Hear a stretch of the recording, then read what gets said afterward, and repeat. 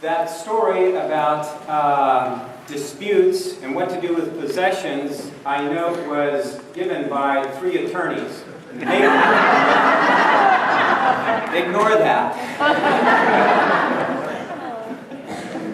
You know, this past week I was literally stumbling around in my garage and tripping over things, and I recalled a trip to Pennsylvania that my wife and I took maybe 2 months after we got married.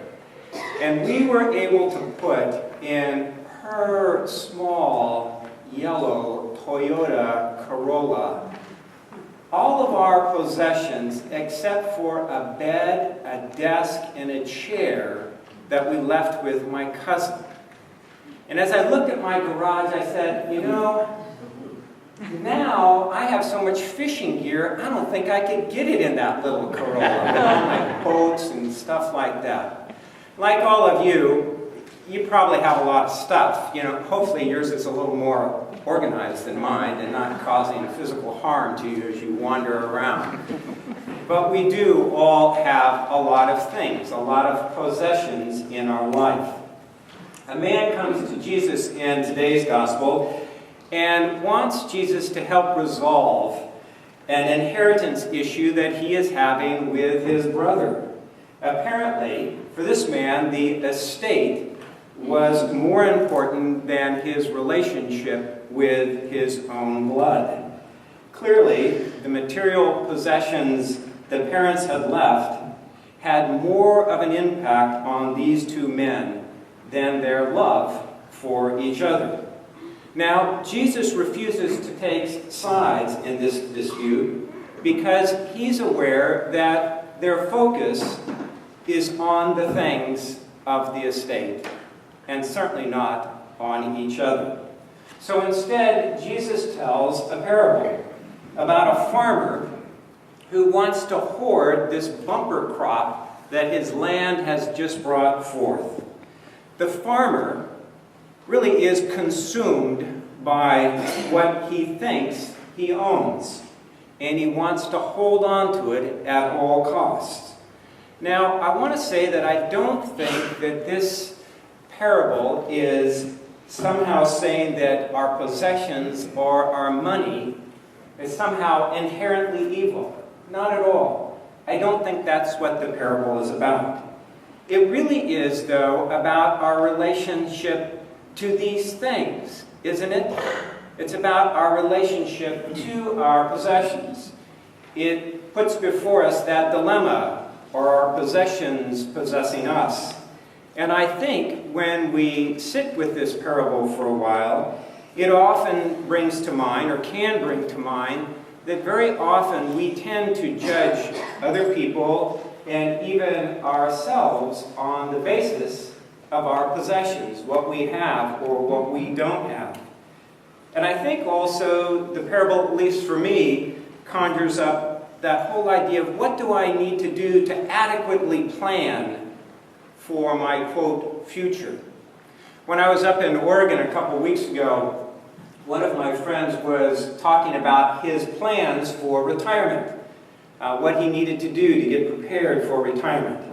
And he said that this financial advisor he goes to is always telling him that he doesn't have enough, that he needs to work longer and get more saved up. And finally, he said, you know, I realized that there is never going to be enough. And I just have to say, I have enough. And I'm going to adjust my lifestyle and do what I need to do. I have enough, he said. There is a wonderful article in this month's newsletter by one of the members of our stewardship committee, Jennifer Barton. Jennifer, are you here today? Oh, yes, you are. Yay. I'm so glad. Jennifer, in the newsletter just went out electronically sometime early this morning, and I think there's some hard copies in the back. And I just encourage you to read Jennifer's little reflection. How about that? It's a good reflection. And in it, she talks about counting her blessings. and a process that she goes through that helps her count her blessing and realize all the things in her life that she has to be thankful for. And she at one point points out that while she was going through this process, she had what she called a moment of clarity. I think those were your words.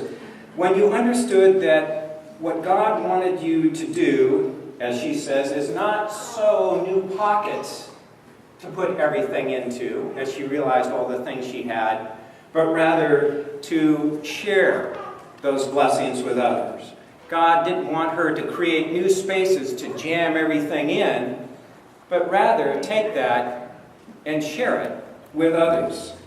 One of the things that strikes me in this story is that the landowner makes the decision what to do with his crops all by himself.